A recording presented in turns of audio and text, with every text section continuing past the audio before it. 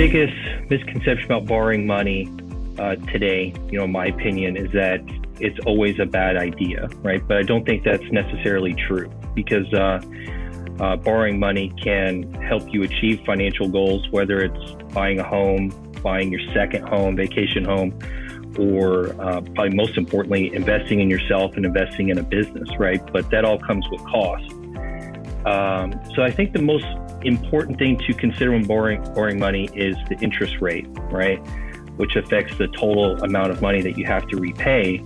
I think it's also important that you understand the repayment terms, including the length of the loan and any additional fees that are included in there, right? So before borrowing money, I think you should have a plan on your repayment schedule for the loan. Make sure that you have enough money to comfortably afford those monthly payments. And then you should also consider the potential risk, like what could happen if you God forbid, couldn't make the payments. But borrowing can be a very useful tool, but you need to be cautious. You 100% want to do your research, especially, am I getting the best interest rate? Am I going with the most stable bank, et cetera? And just make sure that you have a very solid plan for repayment. Again, in my specific world of retirement, the biggest conversation many have and ask me about is, should I pay off my home? I don't like having debt. It would free up this monthly amount. And that is a conversation that should be had. I think the first question is why? Why would I pay something off? But I think the misconception on borrowing is really it's become the American way, right? Get it now. Use somebody else's money. You can lend and pay interest for the rest of your life.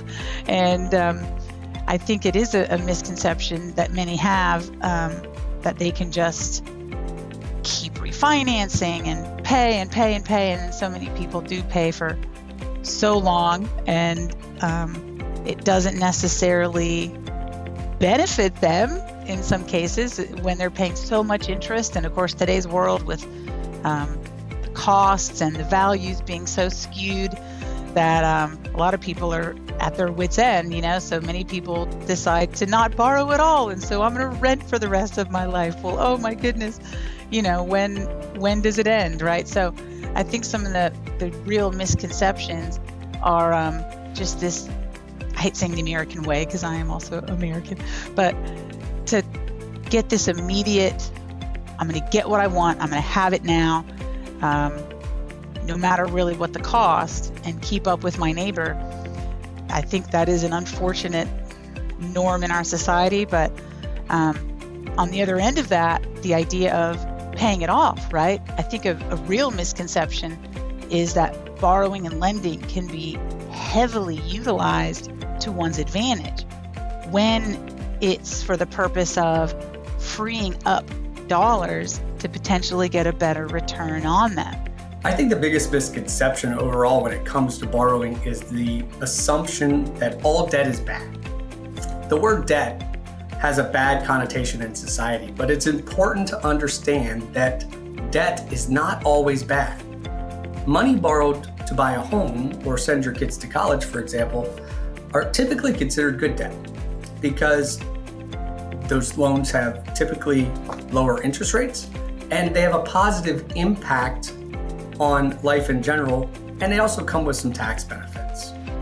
Bad debt is debt that you can't afford to pay, or debt with high interest rates. Probably the most common example of this would be credit card debt.